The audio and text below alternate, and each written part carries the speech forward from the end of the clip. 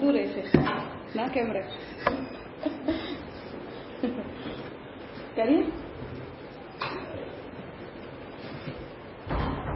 हिंदी गुजराती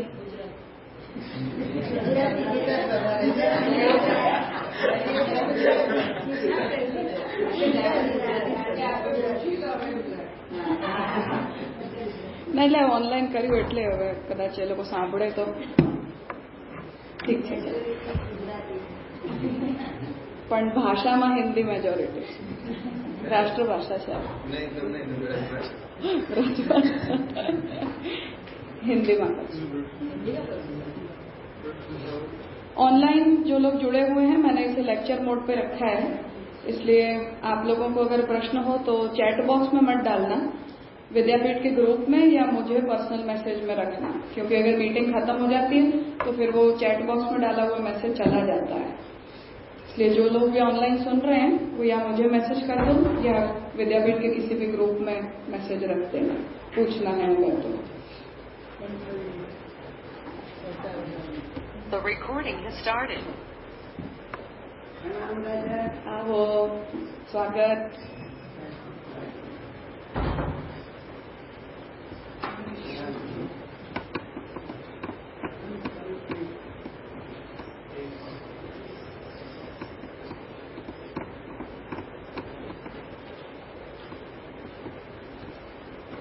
करें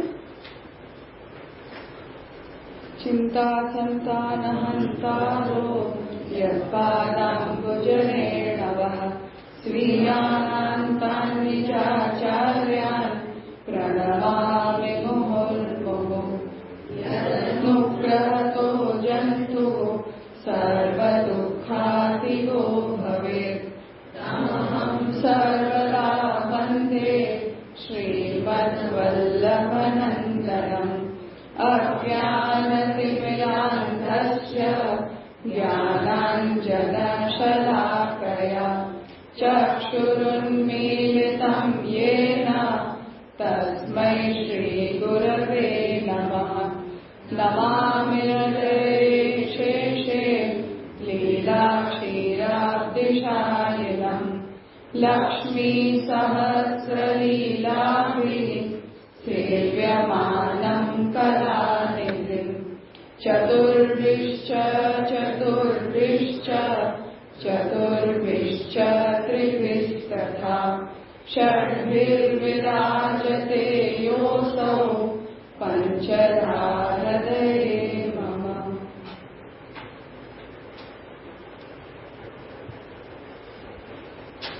श्री पुरुषोत्तम जी द्वारा विरचित अवतार वादावली के अंतर्गत 19वां जो वाद ग्रंथ है भक्ति रसत्ववाद, इसका अध्ययन हमने पिछले सत्र में पांडवी में प्रारंभ किया था, इसलिए इस श्रृंखला में आज इसका द्वितीय सत्र है।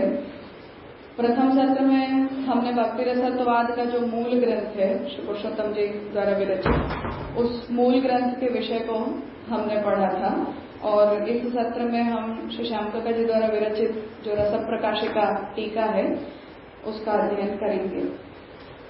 अलग से टीका को करने के लिए मैंने पिछले सेशन में इसलिए कहा था क्योंकि श्यामकाका जी जो कुछ टीकाएं आपने ऐसी लिखी हैं जो मूल टेक्स्ट के साथ लाइन टू लाइन जाती हैं, हर पंक्ति के ऊपर कुछ कुछ विवेचन आपने किया है, और ये टीका ऐसी है जो सब्जेक्टिव है, अर्थात विषय को डील किया है श्यामकाका जी ने, और पंक्ति है वहां से उस विषय को उठा के और फिर श्री गोसाई जी और महाप्रभु जी के द्वारा विरचित ग्रंथों में जहां जहां भी इस विषय में निरूपण मिलता है वो, और रसशास्त्र के विषय में अन्य विचारकों के जो मत है उन सबको मिलाकर इस पूरी टीका को लिखा गया है।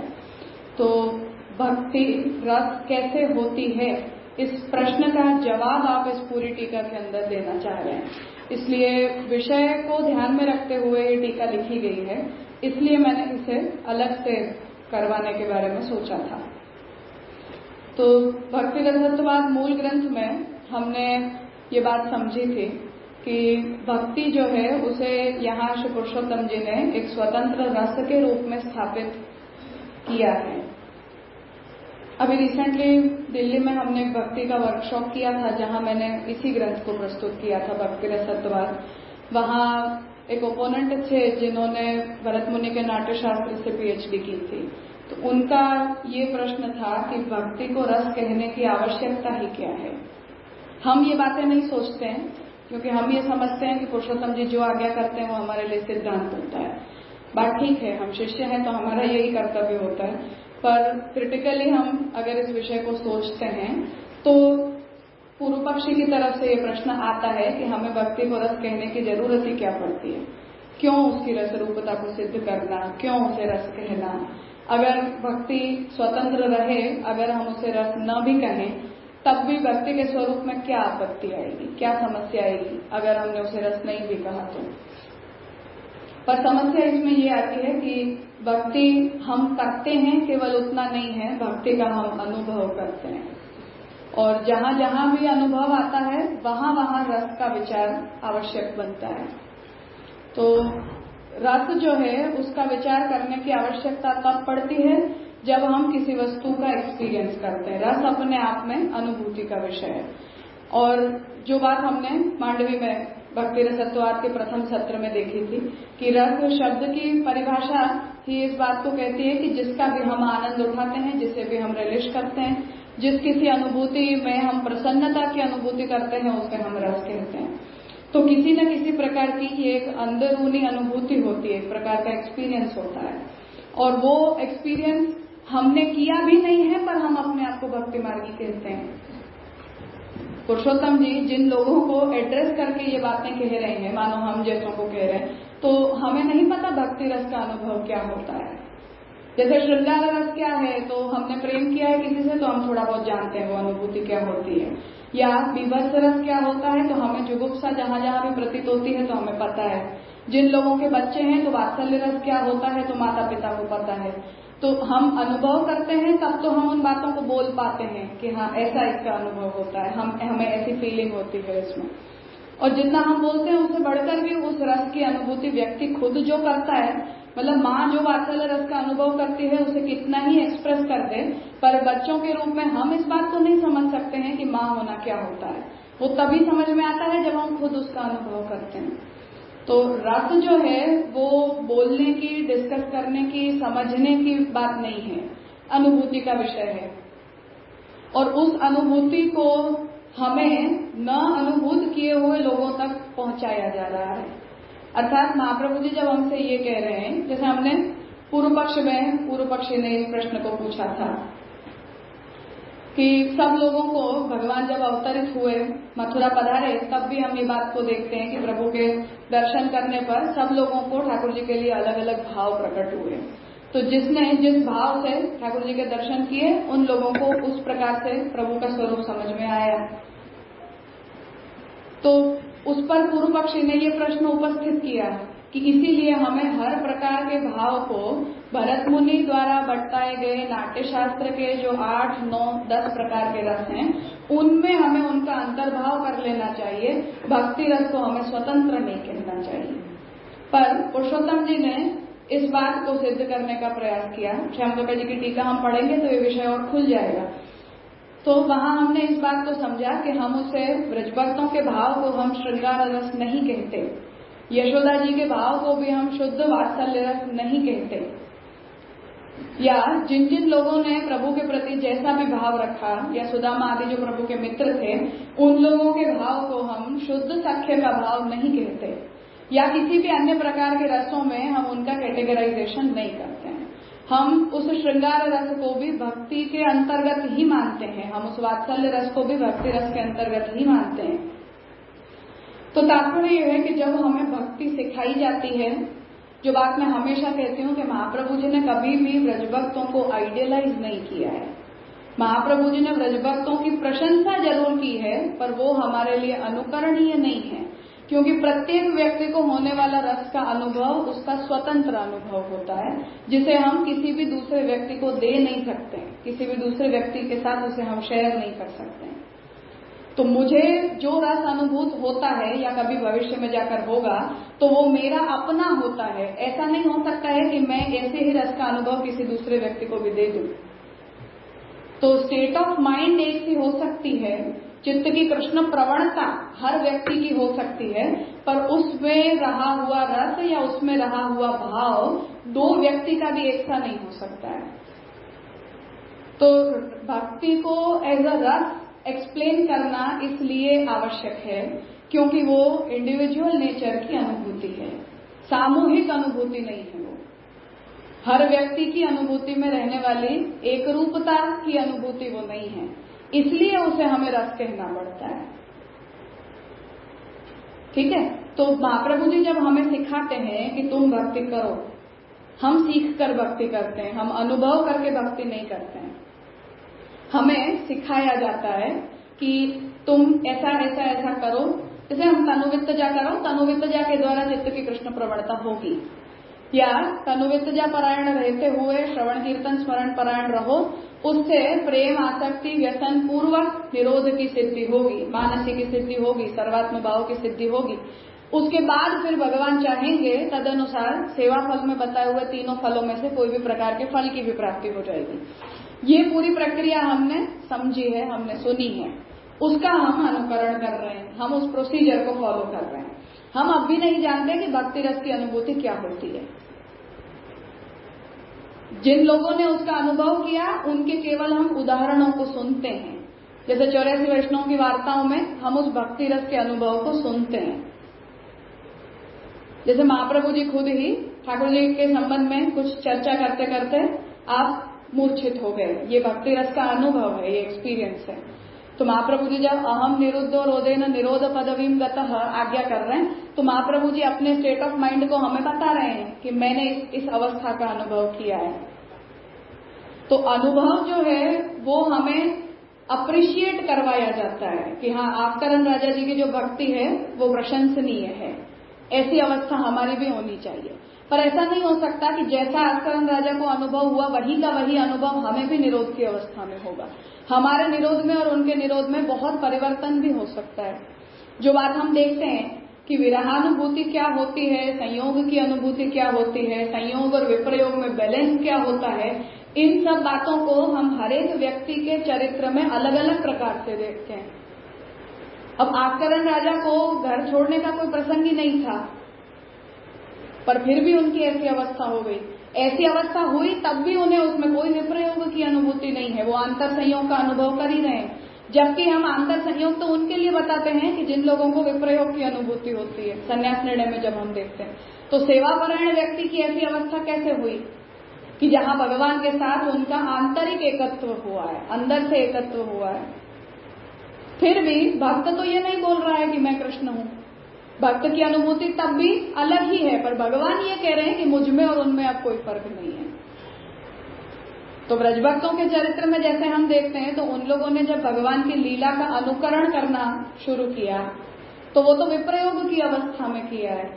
अतिशय जब विप्रयोग की अनुभूति हुई तो उतने विप्रयोग के बाद उन्हें अपने अंदर भगवान के साथ एकत्व की अनुभूति हुई, और उस एकत्व की अनुभूति इतनी ज्यादा हुई कि उन्होंने अपने आप को कृष्ण समझ के भगवान की लीलाओं को इमिटेट करना शुरू किया। ये स्थिति आस्करण राजा की नहीं हुई है, यद्यपि उनका भी आंतरिक एकत्व है, फिर भी उन्होंने भगवान की लीलाओं का ऐसा अनुकरण नहीं किया है जैसा ब्रजभक्तों ने किया है। तो तात्पर्य यह है कि रस प्रत्येक व्यक्ति में, रस की परिभाषा एक होती है, उसे हम रिलिशमेंट कहते हैं, उसे हम किसी प्रकार का आनंद कहते हैं, पर उसमें एक रूपता नहीं होती है। इसीलिए सबसे पहली बात कि पुरुषोत्तम जी ने भक्ति रस को जो है वो अन्य रसों के अवान्तर रस के रूप में स्वीकारना नहीं चाहा। दूसरी बात कि पूर्व पक्षी की समस्या वहां ये बन रही है कि किसी भी भक्त की अनुभूति में हम मोटी मोटी एक रूपता देखते हैं, पर इंडिविजुअली एक रूपता नहीं होती है उसमें। अर्थात हम किसी व्यक्ति से पूछें कि तुम्हें भक्ति रस का अनुभव कैसा लग रहा है, तो विरहानुभवी है यदि वो, तो उसे वो दुखद है। यद्यपि महाप्रभु जी आज्ञा कर रहे हैं कि वो दुख भी सुखरूप होता है। हमें दुखद लगता है कि ये भगवान से दूर है, परंतु प्रभु के साथ होने वाली विप्रयोग की अनुभूति भी सुखरूप अनुभूति होती है। पर उसका स्टेट ऑफ माइंड क्या है कि मुझे कृष्ण चाहिए, तो वो जो व्याकुलता है, उस व्याकुलता को भी हम रस कह रहे हैं। स्थिरता नहीं है उसमें किसी प्रकार की। वो जो अनुभूति है उसमें स्थिरता नहीं है, उसे जो विकलता हो रही है संन्यास निर्णय में जिसे हम देख रहे हैं, उस विकलता को भी हम आनंद कह रहे हैं, उसे भी हम रस कह रहे हैं। आस्करण राजा की देहानुसंधान निवृत्त हो गया, ऐसी स्थिति में वो अपने घर में है या बाहर हैं, ऐसा भी उन्हें भेद समझ में नहीं आया। समहाव हम उसे सर्वात्म भाव कहते हैं। तो उस अवस्था में उनको तो पूरी स्थिरता है, उनमें तो कोई प्रकार की कोई व्याकुलता हमें देखने नहीं मिलती। तो तात्पर्य ये है कि पूर्व पक्षी की समस्या ये है कि हर व्यक्ति भक्ति की अनुभूति अलग अलग प्रकार से करता है। तो आप जब उसे भक्ति रस कहोगे या भक्ति रस के रूप में उसे एक्सप्लेन करोगे, तो हर व्यक्ति की अनुभूति के अंदर बिना एक रूपता के आप उस रस को समझाओगे कैसे, उसे कैटेगराइज कैसे करोगे? मानो 10 लोग खड़े हुए हैं, उन 10 लोगों से हम ये पूछें कि तुम सब कृष्ण भक्त हो, तुम सभी की अनुभूति क्या है, तो 10 लोगों के जवाब अलग अलग होंगे। अब अलग अलग होंगे तो हम उन 10 लोगों को एक ही प्रकार के रस के अंदर कैटेगराइज कैसे करेंगे? ये पूर्व पक्षी की प्रॉब्लम थी। हाँ,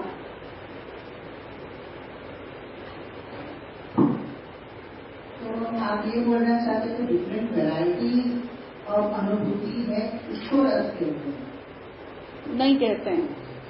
भक्ति पहले थोड़ा टाइम पहले अभी आपने बताया था, अगर मैं ऐसा समझी, सबका अलग अलग अनुभव है भक्ति का, वो सब मिलके रस बनता है। ऐसा रस क्यों बनता है वो आप कुछ बोले थे, तो थोड़ा क्लियर। मैंने ये बात कही कि हमने तो पुरुषोत्तम जी ने तो इस बात को सिद्ध कर दिया, सिद्धांत कह दिया कि हम भक्ति को एक स्वतंत्र रस मानते हैं। ये सब तो प्रॉब्लम्स थी जिन्हें हमें डिस्कस किया था। पूर्व पक्षी की सबसे बड़ी प्रॉब्लम इसके अंदर यही है कि जैसे 10 लोग 10 स्त्री पुरुष हैं जो एक दूसरे से प्रेम करते हैं, तो उनके श्रृंगार रस में थोड़े बहुत चेंजेस के अलावा अनुभूति में एक रूपता होती है। भक्ति रस के अंदर अनुभूति की एक रूपता देखने नहीं मिलती है। हर व्यक्ति को वो भक्ति रस अलग अलग फील होता है, अलग अलग उसकी अनुभूति होती है, अलग अलग उसकी एक्सपेक्टेशंस होती हैं। तो जब हम उसे रस कहेंगे तो पूर्व पक्षी की अपेक्षा ये है कि हम उसमें कहीं ना कहीं कोई प्रकार की एक रूपता को दिखाएं, इसलिए वो उसे रस मानने में उसे झिझक हो रही है कि अन्य रसों का जैसा हम प्रकार देखते हैं या जैसी उसकी अनुभूति हम लोक में देखते हैं, ऐसी अनुभूति या ऐसी यूनिफॉर्मिटी हमें भक्ति रस में देखने मिलती नहीं है। तो हम उसे रसशास्त्र की, क्योंकि बाउंड्री को हम क्रॉस नहीं कर रहे हैं। पुरुषोत्तम जी की प्रॉब्लम ये और है, एक पक्ष अगर हम ऐसा ले लें कि हम खुद ही रस को डिफाइन करेंगे, तुम्हारी रस की डेफिनेशन हम मानते नहीं हैं। अगर हम ये पक्ष ले लेते हैं तो कोई प्रॉब्लम नहीं होती है कि आप इंडिविजुअली उसे डिफाइन कर दो। हम डेफिनेशन भरत की ही चाह रहे हैं कि तुम जो रस बोल रहे हो हम उसे ही रस कहते हैं। इसी फ्रेमवर्क में हम भक्ति को एज रस सिद्ध भी करना चाहते हैं, तब ये समस्या आ रही है। रस की डेफिनेशन क्या बोलेंगे? भक्ति की एक्सप्रेशन नहीं, हमने रस को स्नेह उसका स्थायी भाव कहा। हाँ, तो स्नेह जो है वो भक्ति रस का स्थायी भाव है और उसमें रहने वाली कंसिस्टेंसी जिससे व्यक्ति को आनंद की अनुभूति होती है उसे हम रस कहते हैं। तो रस जो है वो अल्टीमेटली भाव की निष्पत्ति होती है, भाव को हम एक्सप्रेस करते हैं और उस भाव के एक्सप्रेशन के द्वारा हमें जो भी आनंद मिलता है, खुशी मिलती है, प्रसन्नता मिलती है, उसे हम रस कहते हैं। तो पूर्व पक्षी की प्रॉब्लम ये है कि एक व्यक्ति की अनुभूति को हम रस नहीं कह सकते। कैटेगरी हम तब बनाते हैं जब हजारों लोगों को उस एक प्रकार की अनुभूति होती है। तो जैसे स्त्री पुरुष का प्रेम है तो हमने यूनिफॉर्मली उसे श्रृंगार रस कह दिया। अब वो चाहे पशु पक्षी में हो तब भी, जानवरों में हो तब भी, मनुष्य में हो तब भी, हर स्थान पर वो श्रृंगार रस होता है जिसमें रति उसका स्थायी भाव होता है। तो ये तो इतने सारे लोगों की एक प्रकार की अनुभूति है जिसके कारण हम उसे रस कह रहे हैं। पर भक्ति के अंदर भक्ति करने वाले सभी लोगों की अनुभूति एक प्रकार की होती नहीं है। यद्यपि पुरुषोत्तम जी ने श्रृंगार रस की ही तरह भक्ति रस में भी संयोग का भाव और विप्रयोग का भाव, उस प्रकार से वहां दो भेद किए कि एक संयोग में भक्ति रस और एक विप्रयोग में भक्ति रस। जैसे श्रृंगार रस के अंदर भी संयोग और विप्रयोग, ये दोनों ही स्थितियां भरत ने भी स्वीकारी हैं अप एंड डाउन के साथ। तो वहां हमने ये कह दिया कि भक्ति रस की अनुभूति संयोग में भी एक प्रकार की होती है, विप्रयोग में भी एक प्रकार की होती है। पर हम जैसे आस्करण राजा का उदाहरण देख लें तो विप्रयोग लाने वाली कोई परिस्थिति उनके जीवन में थी नहीं, फिर भी वो एक्सटर्नली, जिसे हम फल कह रहे हैं, हम फल किसे कह रहे हैं, आंतरिक अनुभूति को हम सेवा करने वाले के लिए फल नहीं कह रहे हैं, आंतरिक अनुभूति को तो हम विप्रयोगी के लिए फल कह रहे हैं, कथा पक्ष वाले के लिए फल कह रहे हैं। ऐसी हमारी सामान्य तौर पर समझ है। जितना हम भक्तिवर्धिनी और संन्यास निर्णय इन दोनों ग्रंथों को देखने पर हम इतना समझते हैं, पर आस्करण राजा की अनुभूति इन दोनों में आउट ऑफ द प्लेस है, तीसरी ही है। हम चाहे भक्तिवर्धिनी में उसे कहीं फिट करेंगे तो वहां भी वो फिट नहीं होगी, संन्यास निर्णय में हम फिट करेंगे तो वहां भी वो फिट नहीं होगी, क्योंकि उनके संन्यास को हम भक्ति मार्ग के संन्यास कह नहीं सकते। और यदि आप अव्यावृत्तो भजेत कृष्णम हो तो आप अपने सेवे को छोड़ के कहां हो, तो दोनों में ही वो बात नहीं जा रही है। फिर भी वो भक्ति रस का अनुभव तो कर ही रहे हैं, उसे भगवान ही सिद्ध कर रहे हैं, खुद ही उनकी फलरूपता को भगवान ही सिद्ध कर रहे हैं कि मुझ में और उनमें कोई फर्क नहीं है। इससे ज्यादा कौन सी भक्ति वर्धिनी और संन्यास निर्णय उनकी दशा को सिद्ध कर पाएगी। जब भगवान ने कह दिया तो कह दिया, ठीक है। तो पूर्व पक्षी की समस्या यहाँ है कि एक रूपता चाहिए, तब हम एक इंडिपेंडेंट कैटेगरी बना सकते हैं, ठीक है। संख्या चाहिए हमें, जो लोग ये कहें कि हम सभी को भक्ति रस का अनुभव है। पुरुषोत्तम जी ने इस बात को कह दिया कि लोगों से जब हम पूछते हैं तो लोग अपनी अनुभूति ऐसी बताते हैं कि मैं भक्त हूं, या मैं भक्ति कर रहा हूं, या मैं भक्ति रस का अनुभव कर रहा हूं, या मुझे भक्ति के द्वारा आनंद की अनुभूति हो रही है। हम चाहे उसे भजनानंद कह दें, चाहे हम उसे भजनीय का आनंद कह दें। तो इन अनुभूतियों को बोलने वाले लोग हैं, जैसे महाप्रभु जी ने कहा अहम निरुद्धो रोधेन निरोध पदवीम गतः है। तो ये महाप्रभु जी अपनी अनुभूति को, भक्ति रस की अनुभूति की को ही तो बोल रहे हैं कि मैं निरोध की अवस्था में भक्ति को एंजॉय कर रहा हूं। अहम निरुद्धो, इसका मतलब यही है अपनी अनुभूति को कहना। तो जितने भी पक्ष पूर्व पक्षी ने पांचों रखे थे, उन्हें उत्तर पक्ष में रिस्पॉन्ड करते हुए पुरुषोत्तम जी ने इन बातों को कहा। जैसे भागवत इस बात को कहती है रसिको भुविभावु कहा, तो भागवत के ही रस को हम भक्ति रस कह रहे हैं। भागवत इक्वल्स टू भक्ति, इसलिए जो भागवत का रस है, भगवान की लीलाओं का, कथा का जो रस है, उसे ही हम भक्ति का रस कह रहे हैं। तो वो शास्त्र सिद्ध भी उसे बताया गया, अनुभूति के द्वारा भी बताया गया, उदाहरणों के द्वारा भी बताया गया, ठीक है। तो पुरुषोत्तम जी ने मूल ग्रंथ में इस बात को सिद्ध कर दिया, पर ओवरऑल भक्ति एक प्रकार का एक्सपीरियंस है जिसे हम रस कहते हैं, और उसकी रसरूपता को सिद्ध करना इसीलिए आवश्यक है क्योंकि हम उसे अनुभूति के दायरे में सिद्ध करना चाह रहे हैं, केवल साधना के दायरे में नहीं सिद्ध करना चाह रहे हैं। भक्ति यदि साधना है तो साधना में कोई रस नहीं होता है। पहली बात, जब तक हम भक्ति को फल रूप नहीं जानते हैं तब तक हम भक्ति को रस नहीं कह सकते। रस जो है वो फल में होता है, साधन में नहीं होता है। मेहनत करते हैं उनको भी रस तो मिलता है ना, अचीवमेंट के लिए होता है वो सब कुछ। हमारा दिमाग वहां होता है कि इससे हमें क्या मिलेगा, तो जब वो मिलता है तो वो रस प्रकट होता है, नहीं मिलता है तो रसाभास होता है। जैसे अभी हम T20 जीत गए तो रस हुआ, हार जाते तो करके थोड़ी वो थोड़ा तो रिलीशमेंट होता है। मैं इसीलिए कह रही हूँ कि तनुवित्तजा को हम साधन कहते हैं कि फल कहते हैं? नहीं कहते हैं। तनुवित्तजा साधन नहीं है, हम साधन अवस्था में हैं। हमने तो ऐसे ही बाइफरकेट किया है। हाँ, पर वो बाइफरकेशन भक्ति का बाइफरकेशन नहीं है, वो हमारी अवस्थागत बाइफरकेशन है। क्योंकि जब हमें फल मिल भी जाता है तब भी हम तनुवित्तजा ही करते हैं। तो साधन फल का डिस्टिंक्शन तब होता है जब हम फल प्राप्त होने पर साधन को छोड़ देते हैं, पर जब हम फल में भी उसे ही कंटिन्यू करते हैं तब वो साधन साधन नहीं रहता है, तो वो फल रूप ही होता है। तो महाप्रभु जी तो वहां कोई बाउंड्री लाइन सेट नहीं कर रहे हैं ना, तो हमारी अवस्थागत प्रॉब्लम है, वो भक्ति की प्रॉब्लम नहीं है। तो सबसे पहली बात तो ये है कि भक्ति को जब तक हम फल नहीं मानते हैं तब तक भक्ति को हम रस कह नहीं सकते, फंडामेंटली नहीं कहा जा सकता है, क्योंकि साधन में कभी कोई रस नहीं होता है। रस हमेशा फल में होता है, जो कुछ भी हम अचीव करते हैं उसी में फल होता है। तो हम भक्ति को क्योंकि फल मानते हैं, पहली बात, इसलिए हम भक्ति को रस कहते हैं, तभी उसकी रस रूपता होती है। दूसरी बात कि जिन लोगों ने उस भक्ति रस का अनुभव किया है वो उस रस को हमारे साथ शेयर कर रहे हैं, हम तक उसे देना चाह रहे हैं। जो बात महाप्रभु जी यमुना जी के लिए भी मानते हैं, अपने आप के लिए भी मानते हैं और ब्रज भक्तों के लिए भी मानते हैं।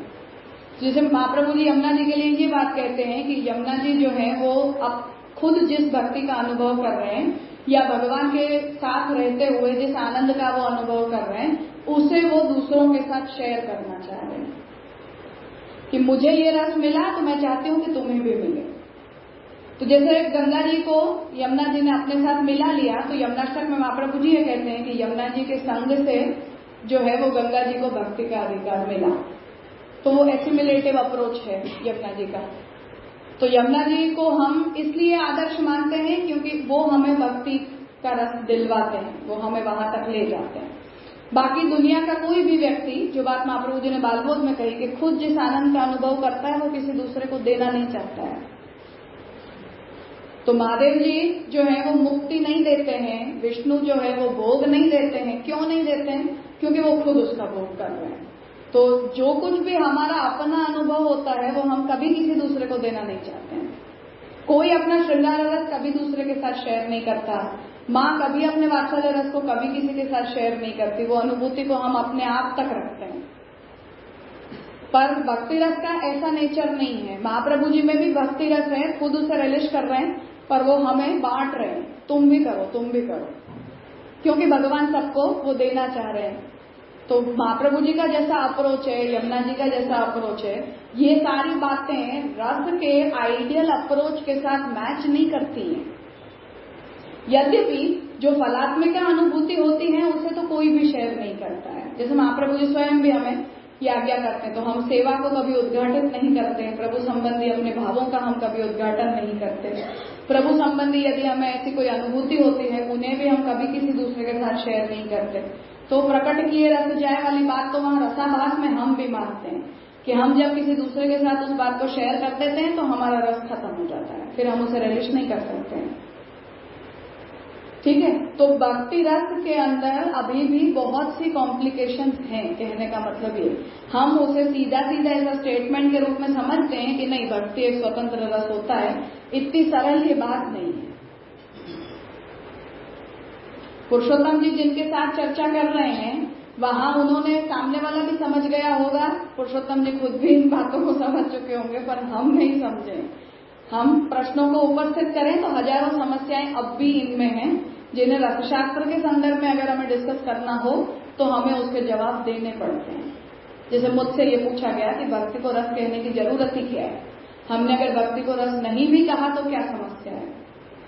तो समस्या फिर यही है कि फिर भक्ति फल नहीं है।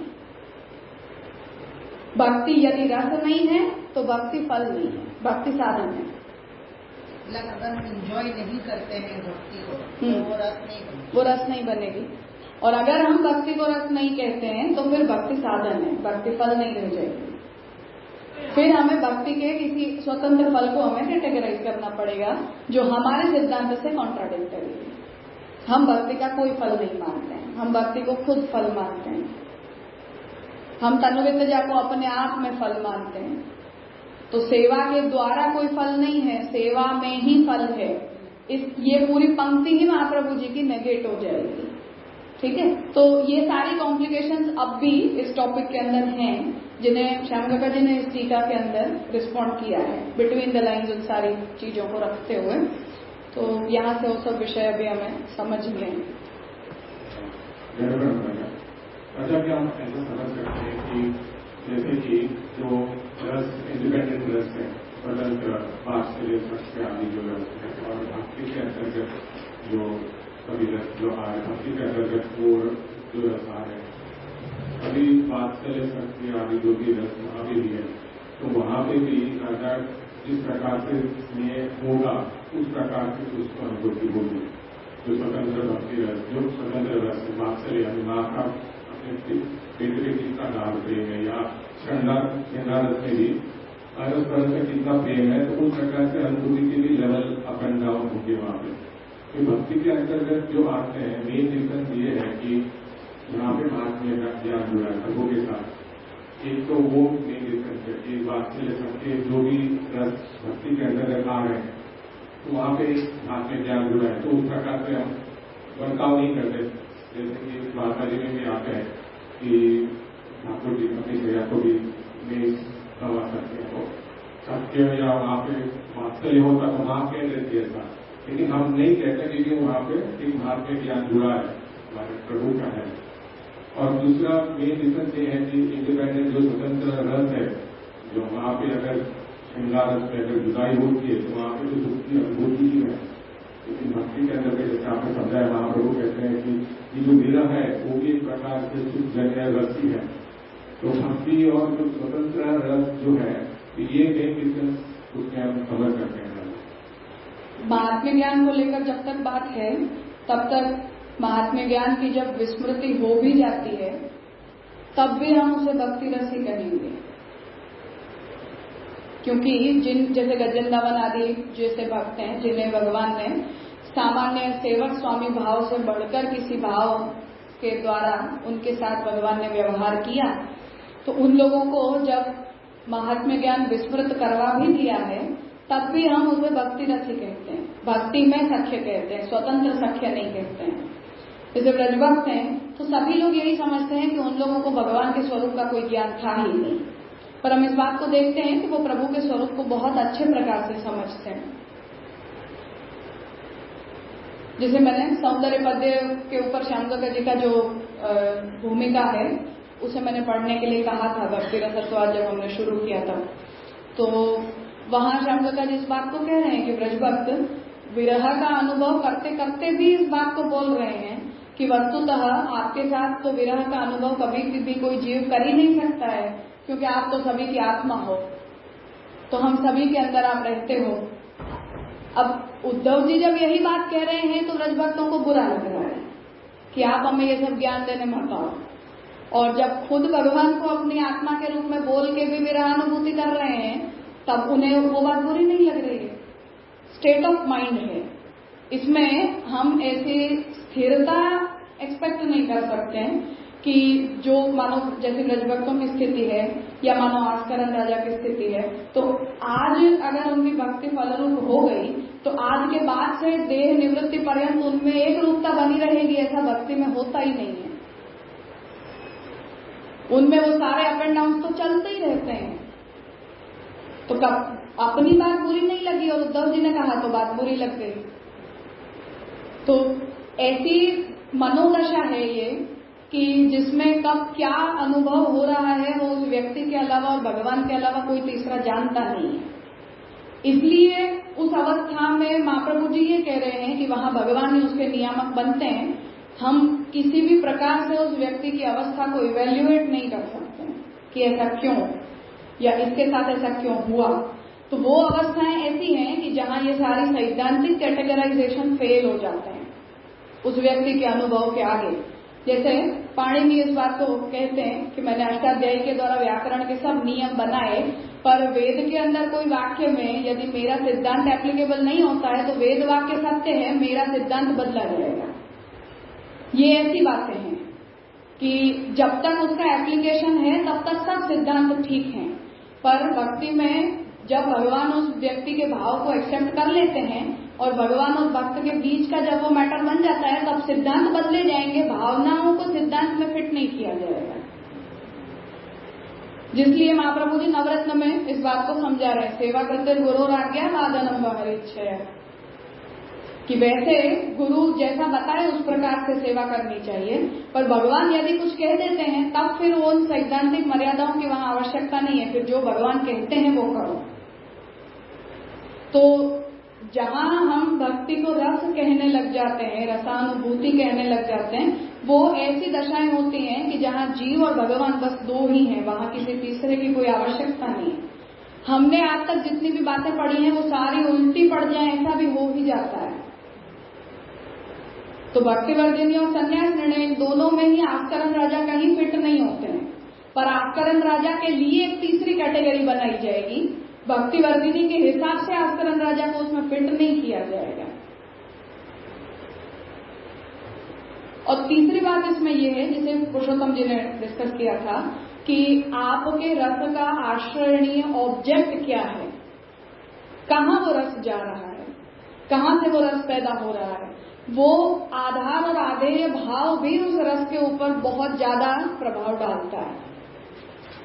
इसीलिए पुरुषोत्तम जी ने श्रृंगार रस को और भक्ति रस को डिफ्रेंशिएट किया कि आज गोपीजनों को किसी पुरुष के प्रति प्रेम है, उसे आप श्रृंगार रस कह सकते हो, पर परब्रह्म के प्रति के प्रेम को आप श्रृंगार रस नहीं कह सकते हो, क्योंकि उसका आश्रय लौकिक पुरुष नहीं होकर परब्रह्म है।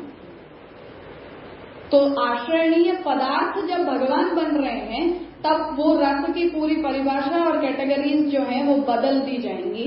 उन्हें हम, यद्यपि लौकिक रसानुरूप अनुभूति वो होती है, हम संभव उसे समझने का प्रयास कर सकते हैं, परंतु आप ये नहीं कह सकते हो कि मुझे आज लौकिक मनुष्य से जो प्रेम है ऐसा ही प्रेम मुझे कृष्ण से भी है। जिस वजह से पुरुषोत्तम जी ने ये कहा कि वो ऑब्जेक्ट ही सोपाधिक है, इसलिए आप लौकिक पुरुष से निष्काम प्रेम करोगे तब भी वो सोपाधिक प्रेम ही होगा, वो निरुपाधिक हो ही नहीं सकता है। जैसे माँ अपने बच्चे से प्रेम करती है, अब पूरी दुनिया में हम माता के प्रेम को शुद्ध, निष्काम और निरुपाधिक प्रेम कहते हैं। उससे बढ़कर दुनिया में कोई प्रेम कभी होता ही नहीं है। पर फिर भी जिसके प्रति तुम्हें प्रेम है वो ऑब्जेक्ट क्योंकि सोपाधिक है, वो प्राकृत है, इसलिए तुम्हारा प्रेम भी प्राकृत ही बनेगा, वो सोपाधिक ही बनेगा, उसमें निरुपाधिकता नहीं आ सकती है, क्योंकि उसका आश्रयणीय पदार्थ निरुपाधिक नहीं है। और आपकी भावनाएं खुद भी निरुपाधिक नहीं है, क्योंकि वो भावनाएं जो मन पैदा कर रहा है, जो बुद्धि पैदा कर रही है, जो चित्त पैदा कर रहे हैं, जो इंद्रियां पैदा कर रही हैं, वो सबका सब, हर आश्रय उसका सोपाधिक है। इसलिए उस प्रेम को हम निरुपाधिक कह ही नहीं सकते, चाहे उसमें कितनी ही निष्कामता क्यों न हो। तो इस ग्राउंड पे पुरुषोत्तम जी ने बेसिकली इस बात को अलग किया कि हम जिनके प्रति इस आश्रय भाव को आश्रित कर रहे हैं, दृढ़ कर रहे हैं, वो तत्व लौकिक और सोपाधिक नहीं है, वो अलौकिक है, निरुपाधिक है और अपराकृत है। इसलिए लौकिक प्रकार के सभी रसों के करते भक्ति का रस परिभाषा में भले फिट हो रहा है, पर वो अलौकिक रस है, वो लौकिक रस नहीं है। उस तरह से इसे हमें समझना पड़ेगा। केवल महात्म्य ज्ञान पे हम इसे अलग नहीं कर पाएंगे, क्योंकि महात्म्य ज्ञान की विस्मृति होने के बाद भी हम उसे कहते तो भक्ति रस ही है, जिसे महाप्रभु जी ने पूर्वक में समझाया है। तो महात्म्य ज्ञान पूर्वस्तु, तो वहां पूर्वक के दोनों ही अर्थ महाप्रभु जी ने किए हैं। तो महात्म्य ज्ञान पूर्वांग है और स्नेह उत्तरांग है, ये भी एक पूर्वक का अर्थ है। और महात्म्य ज्ञान खत्म हो जाए फिर स्नेह शुरू हो, ऐसा भी पूर्वक का अर्थ किया है, तो वहां फिर ये बात नहीं जाएगी।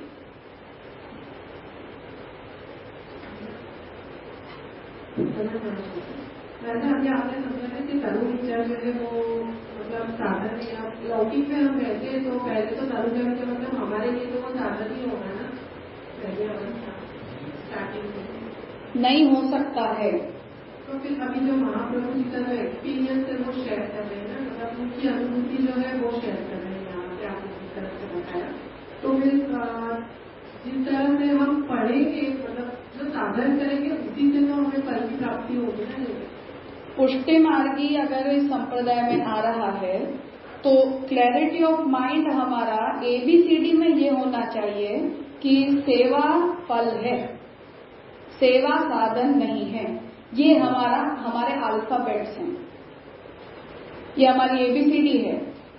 हमें जब तक ये नहीं पता, ये वाक्य जब तक हमारी बुद्धि में दृढ़ नहीं है, तब तक वो पुष्टि मार्गी नहीं है। बहुत स्पष्ट इक्वेशन है ये, वो जीव पुष्टि मार्गी नहीं है, हो नहीं सकता है जब तक आपको ये बात समझ में नहीं आ जाती।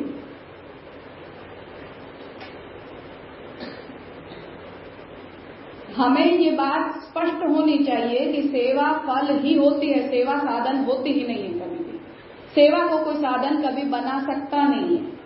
डायरेक्ट प्रेम तो नहीं होगा ना। भले नहीं है, हमारी अवस्था में समस्या है, सेवा में प्रॉब्लम नहीं है। वो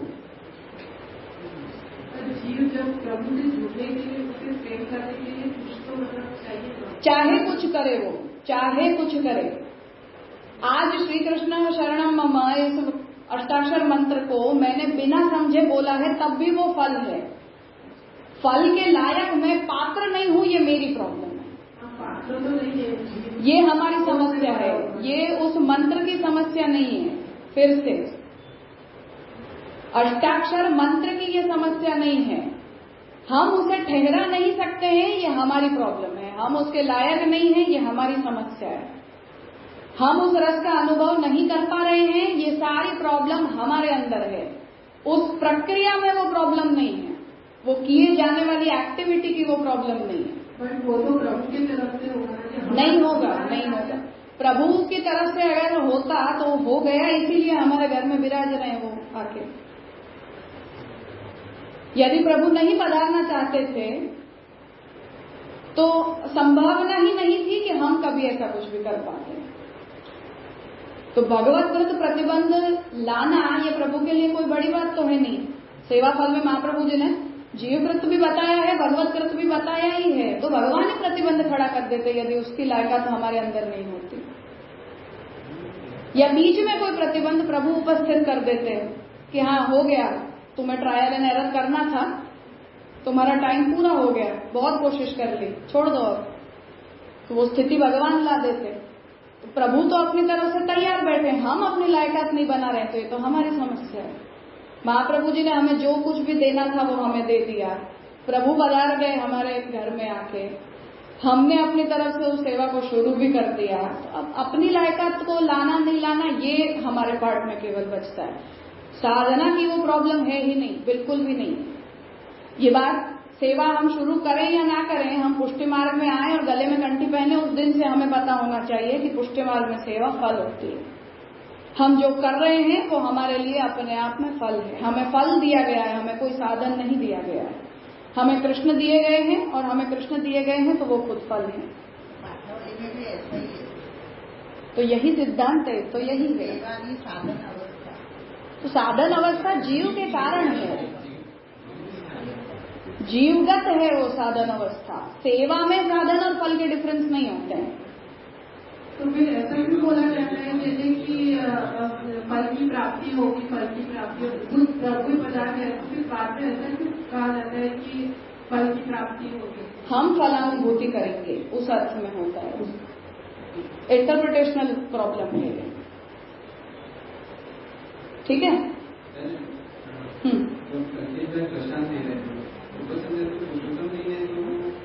भक्ति को भक्ति को रस बताते हुए स्वामी सेवक का स्थायी भाव स्थिर कर दिया। ये जो दृष्टांत है वहाँ पर भी प्रभु का जो रिस्पॉन्स आ रहा है वो भी स्थायी भाव के अंतर्गत, उसी के अंतर्गत आएगा। डेफिनेटली भक्ति की बाउंड्री में ही आएगा, उसके बाहर श्रृंगार वात्सल्य सख्य कुछ भी नहीं जाएगा। हाँ, तो तात्पर्य ये है कि जब हम भक्ति को रस कहते हैं तो ये स्टेटमेंट उस सिद्धांत के ऊपर से आता है जहां हम भक्ति को फल कहते हैं। एक बात। दूसरी बात, हम एग्जाम्पल्स पे अगर जाएं तब भी हम इस बात को देखते हैं, जैसे हम ये कहते हैं कि दामोदर दास संबलवाला ने वही तनुवित्तजा की, उन्हें क्यों हो गया और हमें क्यों नहीं हुआ। या 84 वैष्णव में जितने भी महाप्रभु जी के शिष्य हैं सभी ने वही किया जो हम कर रहे हैं। वो भी कलिकाल में ही जन्मे हैं, हम भी कलयुग में ही पैदा हुए हैं। उनकी भी अपनी समस्याएं थी, हमारी भी अपनी समस्याएं। वो भी प्राकृत थे, हम भी प्राकृति हैं। उन्हें भी महाप्रभु जी ने यही आज्ञा दी कि मैं तुम्हें अपना सर्वस्व दे रहा हूं, इन्हें सर्वस्व जानना। हम प्रभु बदलाते हैं तो हमें भी महाप्रभु जी यही आज्ञा दे रहे हैं। हमें भी वही ब्रह्म समन मिला, उन्हें भी वही मिला। वही तनुविद्या हम कर रहे हैं, वही उन्होंने की। उनकी फलरूप हो गई, हमारी क्यों नहीं हुई। अब वो प्रक्रिया की समस्या है या हमारी समस्या है। अगर वो प्रक्रिया की होती तो उनको भी प्रॉब्लम होनी चाहिए थी और हमें भी होनी चाहिए थी, तब तो वो प्रक्रिया की समस्या थी। हमें हो रही है और दूसरे 10 लोगों को नहीं हो रही है, उसका मतलब कि समस्या हमारे अंदर है, प्रक्रिया में नहीं है। अधिकार नहीं, ऐसी क्यों? हाँ, या समय नहीं आया है, हमारा अधिकार नहीं है, हमारी भावनाओं में कहीं कुछ कमी है, वॉटेवर जो भी कारण हमें ढूंढना हो। पर तात्पर्य यह है कि महाप्रभु जी के द्वारा बताई हुई प्रक्रिया फल है। महाप्रभु जी हमें फल देते हैं, सीधा फल प्रदान करते हैं, साधन नहीं देते हैं। हम साधन अवस्था में होते हैं तो हम उस फल का मिसयूज करते हैं रादर, ठीक है। तो हम उसका मिसयूज करते हैं, हम उसका साधन में उपयोग करते हैं, हम उसे साधन समझकर उस फल को अपमानित करते हैं। पर हमें जो मिलता है वो फल मिलता है, हमें कोई साधन नहीं मिलता है। कृष्ण का हमारे घर में पधारना कोई साधन नहीं है। भगवान को एक्सपेरिमेंट करवाने के लिए नहीं पधारे, लेबोरेटरी नहीं चल रही है हमारे वहां। हम फल को लेकर आए, हमें फल मिला है। तो भक्ति को हम रस इसलिए कहते हैं क्योंकि भक्ति फल है। पहली बात, भक्ति साधन नहीं है, इसीलिए हम उसे रस कहते हैं। और पुरुषोत्तम जी जो इस बात पर इतना अड़े हुए हैं कि हम किसी दूसरे में इसका अंतर्भाव नहीं करेंगे, वो इसीलिए नहीं करेंगे क्योंकि नहीं तो भक्ति साधन बन जाएगी, भक्ति फल नहीं रह जाएगी।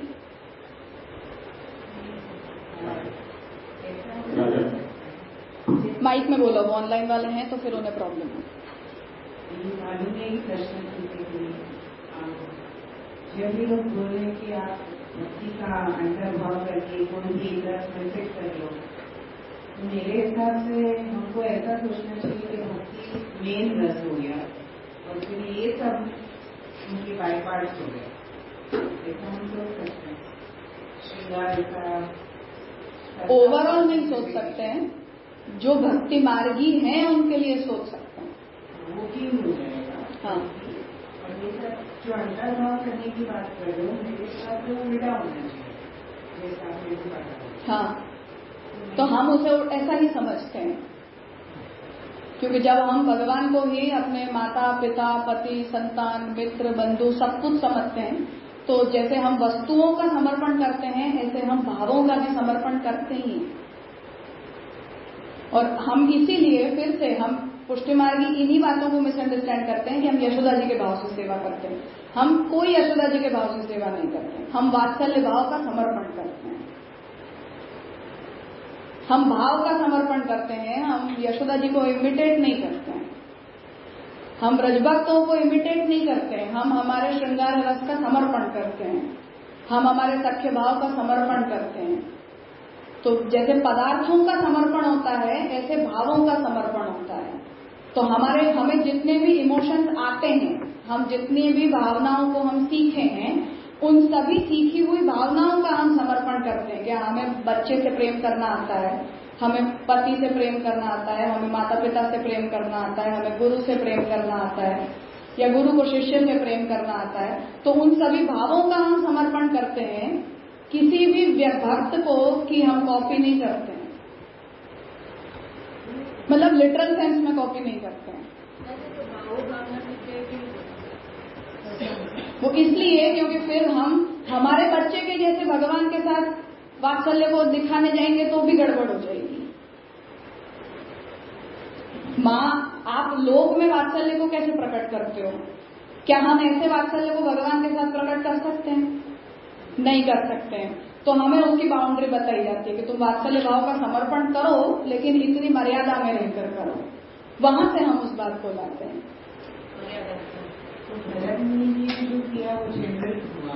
लौकिक रस की हाँ, प्रकार लौकिक और अलौकिक का जरूर है, पर भरत जो रस की परिभाषा दे रहे हैं, पुरुषोत्तम जी ये कह रहे हैं कि वही रस की परिभाषा भक्ति के अनुभव में फिट होती है।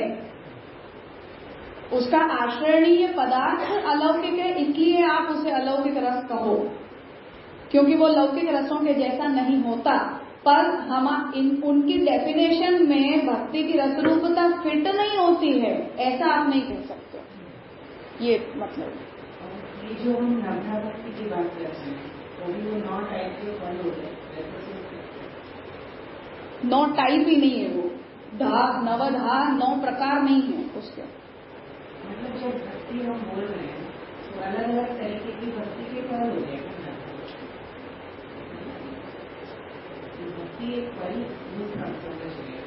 भक्ति सेंटिमेंट है या एप्लीकेशन को आप भक्ति कहोगे? तो एक ही है ना, वो 9 थोड़ी है। भक्ति कौन क्या एप्लीकेशन है वो तो। भक्ति सेंटिमेंट है जिसे हम स्नेह, पुरुषोत्तम जी ने उसे स्नेह कहा। रति ही देवादि विषय भाव। तो मुझे किसी पुरुष से प्रेम है तो मैं उसे श्रृंगार कहूंगी, देवता से प्रेम है तो मैं उसे भक्ति कहूंगी। ठीक है, ये डेफिनेशन है। तो मेरे हृदय में प्रेम है, प्रेम का इमोशन है। वो इमोशन देवता के प्रति है या मनुष्य के प्रति है, पहले आप उसका ऑब्जेक्ट डिसाइड करो, towards whom it is directed. आपका जो भाव है, आपका जो प्रेम है, वो किसके प्रति जा रहा है? तो हम ये कहेंगे कि वो देवता के प्रति है, कृष्ण के प्रति है। तो उस प्रेम को ही हम भक्ति कह देते हैं। तो सेंटिमेंट को हम भक्ति कहते हैं। अब आप उसे किसी तरह से दिखाना चाहोगे कि मुझे प्रेम है, तो अब लोक में भी हम अपने प्रेम को एक्सप्रेस करने के लिए कुछ कुछ करते हैं। ऐसे भगवान को भी हम अपना प्रेम दिखाते हैं कि हमें आपसे प्रेम है। उसे दिखाने के लिए हम जो करते हैं उसके मोड्स हमें नवदा भक्ति में बताए जाते हैं। नवदा भक्ति को हम भक्ति नहीं कहते हैं। भक्ति तो स्नेह है जो हमारे भाव में होता है, तो वो तो एक ही होता है, वो 9 नहीं होते हैं। ऑब्जेक्ट पर डिपेंड है ना। 9 प्रकार दिए हैं बट नॉट नेसेसरली इतना लिमिटेशन है। लिमिटेशन ऑब्वियसली नहीं है, पर वो 9 प्रकार एप्लीकेशन के तरीके हैं। It is not equivalent to प्रेम। जैसे हम बिना प्रेम के भी एप्लीकेशन में ला रहे हैं, तो प्रेम तो है नहीं हमें। जैसे आपने सांची के वक्त समझाया था, वही एप्लीकेशन हुआ, सांची के। तो एप्लीकेशन में जो आता है वो एक अलग बात है। तो आइडियली उसकी प्रक्रिया क्या होनी चाहिए कि मुझे स्नेह है जिसे दिखाने के लिए मैं कुछ कर रही हूँ। तो हम जो भी एक्टिविटी कर रहे हैं, सामग्री सिद्ध कर रहे हैं, चाहे माला बना रहे हैं, चाहे श्रृंगार कर रहे हैं, चाहे ठाकुर जी के लिए कुछ ला रहे हैं, गा रहे हैं, नाच रहे हैं, सुन रहे हैं, तो वो प्रेम का एक्सप्रेशन होना चाहिए। आदर्श प्रक्रिया ये है कि हमने कुछ गाया तो ठाकुर जी को सुनकर लगा कि हाँ, इसने अपना प्रेम प्रकट किया। जैसे हम बोलकर प्रकट करते हैं, तो हमने उसे बताया। हमने कुछ बनाया नया, तो ठाकुर जी को लगेगा कि हाँ, हमसे प्यार है, इसलिए ये मेरे लिए कुछ कर रहा। तो माँ नया कुछ हमें करके देती है तो उससे हमें प्रेम समझ में आता है। हम उसे कुक की तरह ट्रीट नहीं करते हैं। तो नवदा भक्ति के जितने भी एप्लीकेशंस हैं वो प्रेम का एक्सप्रेशन होना चाहिए कि हम में आपसे प्रेम है, इसलिए हम इसे दिखाने के लिए सब कर रहे हैं। तो भक्ति वो नहीं होती है जो हम दिखाते हैं, वो भक्ति नहीं होती है। एप्लीकेशन देना चाहिए। 9 मोड्स ऑफ एप्लीकेशन ऐसा बोलते, तब वो ठीक है। ये महात्म्य ज्ञान के तरह मुझे यहाँ भी वो तो समझ गया कि महात्म्य ज्ञान पूर्वक पहले विदाउट दोनों अर्थ स्नेह भी किया जा सकता है। महात्म्य ज्ञान विस्मृत हो गया तो भी, लेकिन अगर हम अभी जितने भी उदाहरण सोच सकते हैं उसमें ऐसा आता है कि यहाँ पे भी महात्म्य ज्ञान मिस हो गया है, वहाँ पर हमको टोका गया है। जैसे कि सैया के प्रकरण में या शंकर के प्रकरण में या चतुर्थ की वार्ता में भी देखे, जब उन्होंने दूसरी शादी की तो ठाकुर जी परिवार है तो उन्हें सामने से कह दिया कि आपके तो इतने सारे हैं। तो वहाँ पे तो समझा करते हैं ऐसे ही आता है कि जहाँ पे भाग्य ज्ञान विस्मृत हो जाता है, वहाँ पे टोका जाता है। इसलिए आज के भी प्रकरण में भी आता है कि ठाकुर जी जब अंतर ज्ञान हो गए थे तो मेन तो वही था कि वहाँ पे ज्ञान उसकी विस्मृति हो गई थी। तो राजा की इस पर ये कैसे समझे, क्योंकि जितने भी एग्जाम्पल हैं याद आ रहे हैं तो उसमें वहाँ पे ज्ञान की विस्मरण हो जाती है तो वहाँ पे टोका जाता है। तो कैसे समझेगा? महात्म्य ज्ञान को भुला देने का या महात्म्य ज्ञान के पक्ष को छोड़ देने का इनिशिएटिव जीव नहीं ले सकता है कभी भी। हमारी मर्यादा में हम ये नहीं निर्णय ले सकते कि अब हमें उतना प्रेम हो गया कि अब हमें महात्म्य ज्ञान की जरूरत नहीं रही। तो भगवान हमें ये कहें कि अब तुम इन सब मर्यादाओं को छोड़ दो और निर्मर्याद होकर करो, तो प्रभु ने कहा तो हम कर सकते हैं, फिर कोई समस्या नहीं। तो वो पूर्वक में जैसे यशोदा जी को ठाकुर जी ने स्वयं ही बुलवा दिया, तो ब्रह्मांड ठाकुर जी ने उन्हें अपने मुखारविंद में दिखाया, फिर प्रभु ने ही अपनी माया के द्वारा यशोदा जी को वो सब बातें विस्मृत करवा दी। और फिर यशोदा जी को उल्टा वो वात्सल्य रस के कारण ऐसा लगा कि कोई भूत प्रेत की बाधाएं भगवान के ऊपर हो जाती हैं, जिस वजह से ऐसे ऐसे कार्य हमें दिखने लग जाते हैं। तो पूतना मार दी, तब भी उन्हें वहां भगवान का कोई सामर्थ्य नहीं समझ में आया। उन्हें यही आया कि मेरे बच्चे के ऊपर कोई भूत प्रेत आकर बाधा कर जाते हैं, जिस वजह से उसमें इतनी ताकत आ जाती है, बाकी कोई बच्चे में ऐसी शक्तियां होती नहीं। तो नजर उतारी, फिर वो भूत निवृत्ति का होम करवाया और गोकुल छोड़ और दिया, अब रहना ही नहीं यहाँ। तो ये भगवान इनिशिएटिव लेते हैं तब ऐसे करने में, जैसे गजन दावन को ठाकुर जी ने आज्ञा दी कि तू भी सामने कंकरी मार दे, तब कोई प्रॉब्लम नहीं है, हम उठाएंगे तो फिर समझते हैं। तो वो मर्यादा हम पार नहीं कर सकते, भगवान करवा दें अपने आप या आज्ञा दे दें, तो जैसा प्रभु चाहे ऐसे हम कर सकते हैं। नीलेश भाई का प्रश्न है कि अलौकिक प्रेम इसे एक्सप्रेस थ्रू मन इंद्रिय बुद्धि यानी गुण की सोपाधिक पूछ रहे हैं, इसीलिए हम अलौकिक सामर्थ्य को ट्रांजिशन कहते हैं।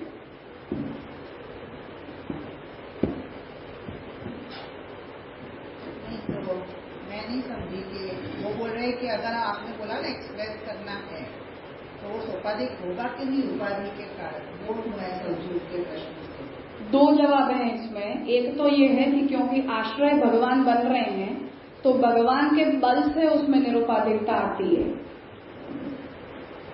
एक बात। और दूसरा ये कि वो सोपाधिकता डिस्टर्बेंस तो डेफिनेटली बनती है।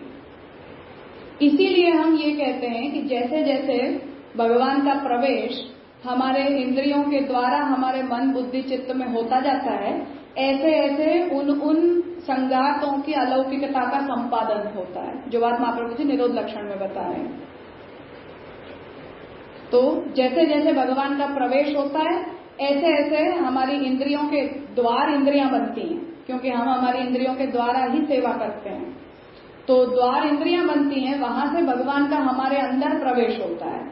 जो विप्रयोगी होते हैं उनमें इंटरनल टू एक्सटर्नल की प्रक्रिया होती है, सेवा करने वाले होते हैं उनमें एक्सटर्नल टू इंटरनल होता है, ठीक है। तो हमारे द्वारा की जाने वाली सेवा से भगवान का धीरे धीरे हमारे इंद्रियों के द्वारा प्रवेश होता है। जैसे जैसे हम उन इंद्रियों को साफ करते हैं, वहां से कचरा हटेगा और प्रभु के पधारने लायक जगह बनेगी तो भगवान पधारेंगे। वहां कचरा पड़ा हुआ है तो ठाकुर जी को आने को जगह नहीं है। तो कचरा जब साफ करते जाते हैं फिर धीरे धीरे भगवान का प्रवेश होता है, जो इंद्रियों के द्वारा होते होते मन बुद्धि चित्त अहंकार तक, कार्य के द्वारा कारण तक होता है। और जब वो पूर्ण रूपेण हो जाता है तब हम उसे अलौकिक सामर्थ्य कहते हैं, जिसे सेवा फल में महाप्रभु जी ने फल बताया है। वो शुद्ध निरुपाधिक की अवस्था है, जहां जाने के बाद अब कोई डिस्टर्बेंस नहीं है। पर व्यसन पर्यंत तो वो सोपाधिकता कहीं न कहीं हमें अटकाती ही अटकाती है। जो बात हम महाप्रभु जी की आज्ञा से देखते हैं कि व्यसनी अगर हो तब भी निरंतर अपने घर में रहना तुम्हारे भाव का विघातक बनेगा। क्यों? क्योंकि हम उस उपाधिकता को अपने माथे ओढ़कर बैठे हुए हैं, उस वजह से। तो निरुपाधिकता हमारे अंदर आती है, पर वो भगवान के बल से और महाप्रभु जी के बल से आती है, एक बात, जब तक हम साधन अवस्था में होते हैं तब तक। और दूसरी बात कि वो जैसे ही हमने सावधानी छोड़ी और उसने अपना खेल दिखा दिया, ये भी होता ही है। इसीलिए हम असमर्पित वस्तु नाम तस्मात वर्जनम आचरित वगैरह सावधानियों को महाप्रभु जी ने बताया है, उन इंद्रियों को स्वच्छ रखने के लिए। और वो ट्रांजिशन जो है हमारी इंद्रियों का अलौकिक बनना, वो फल में नेसेसरी है, क्योंकि तब जाकर हमें उस रस का पूरा पूरा अनुभव प्राप्त करने की योग्यता आती है, जिसे हम अलौकिक सामर्थ्य रूपी फल कहते हैं। तो वो निरुपाधिकता भगवान के प्रवेश प्राप्त करने से आती है, उसकी प्राकृतता की निवृत्ति होती ही है। फिर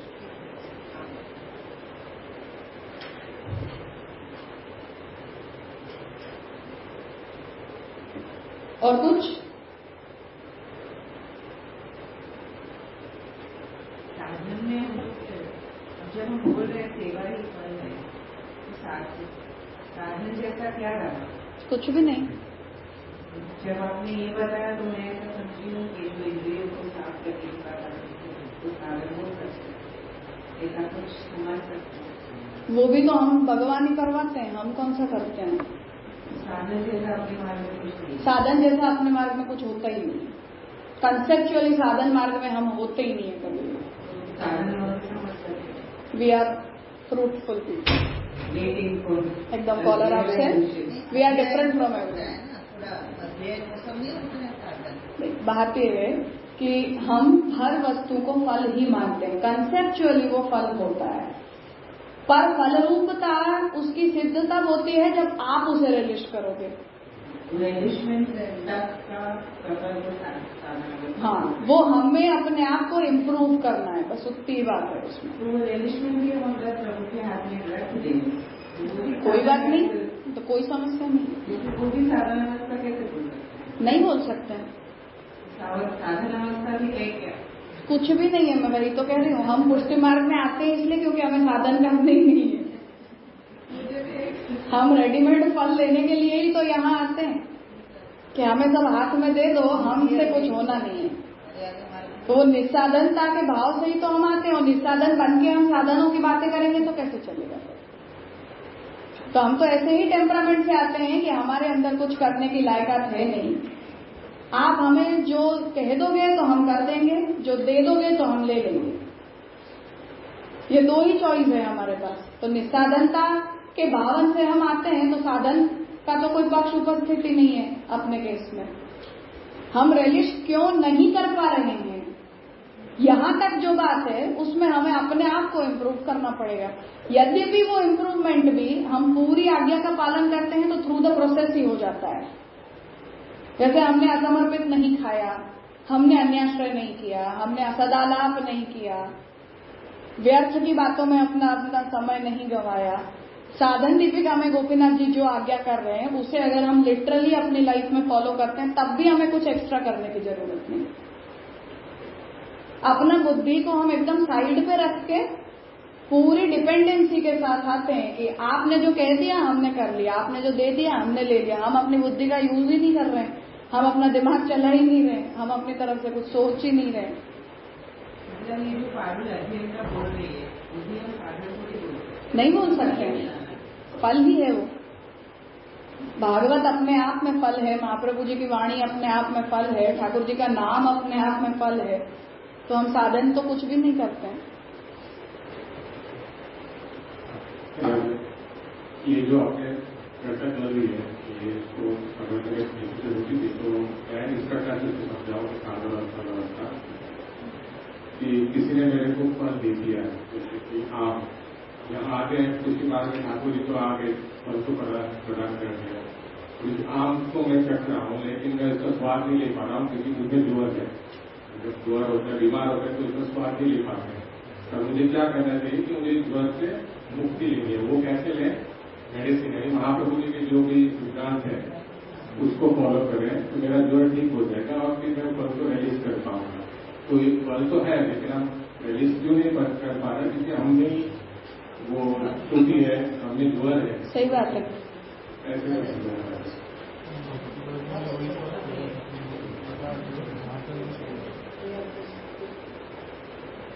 और कुछ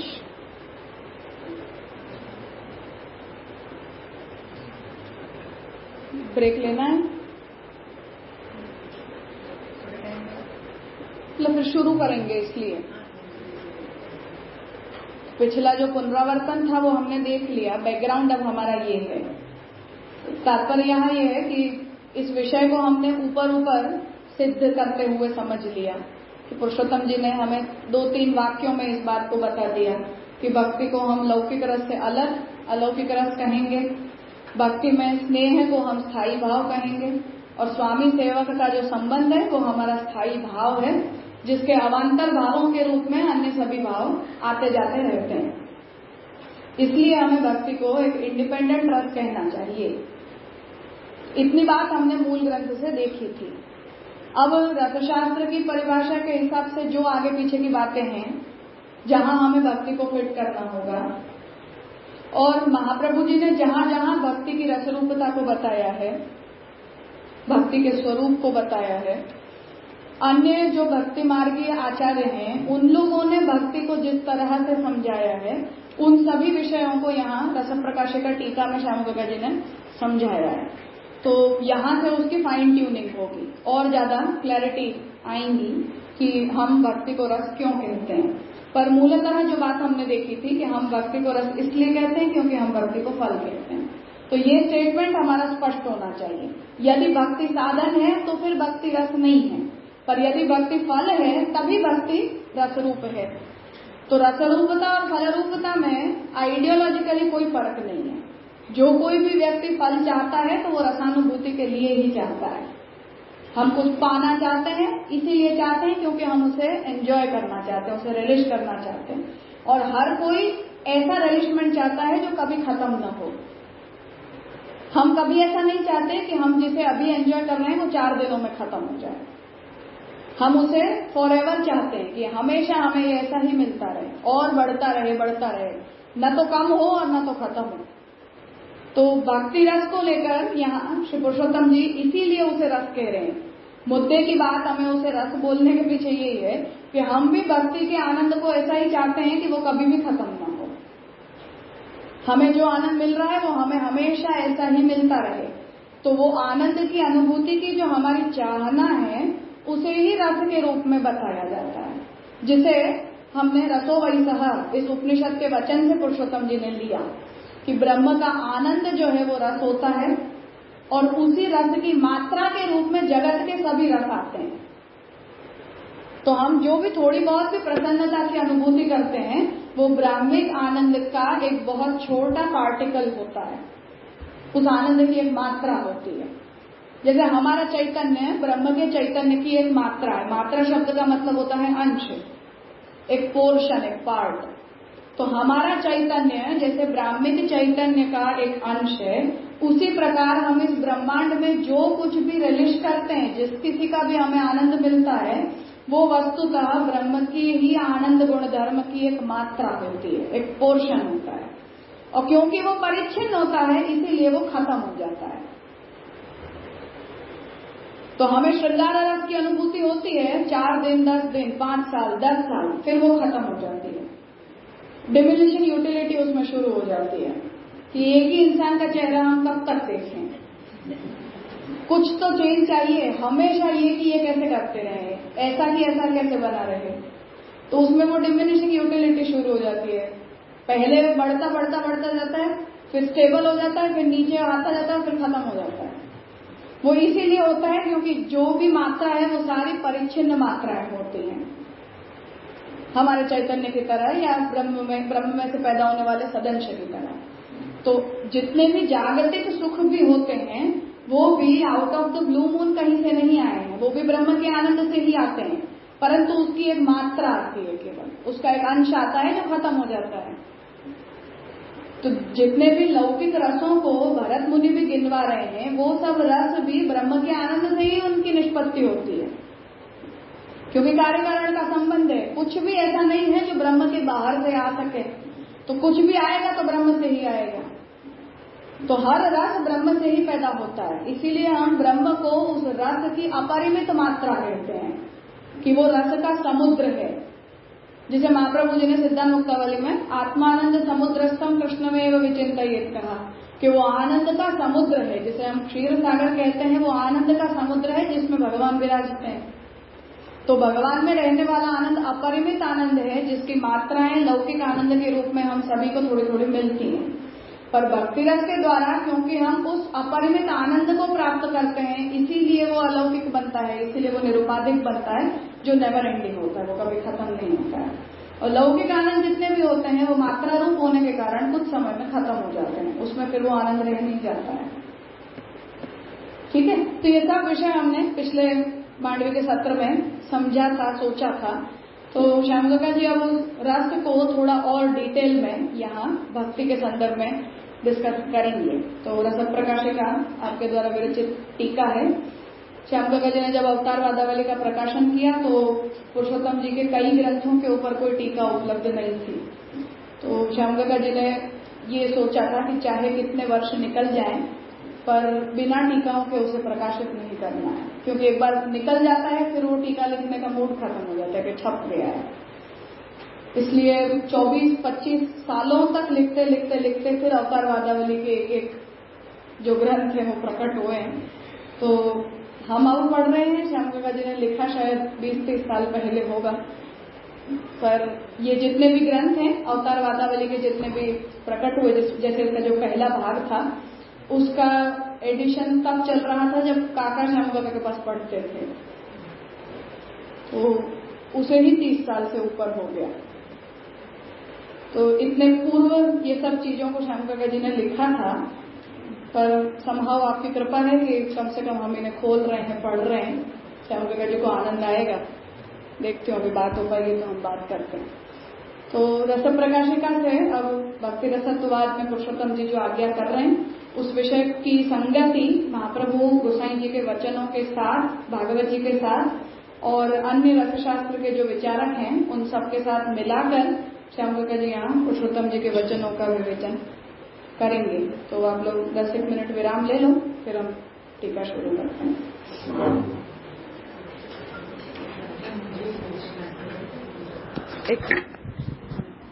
मैं ब्रेक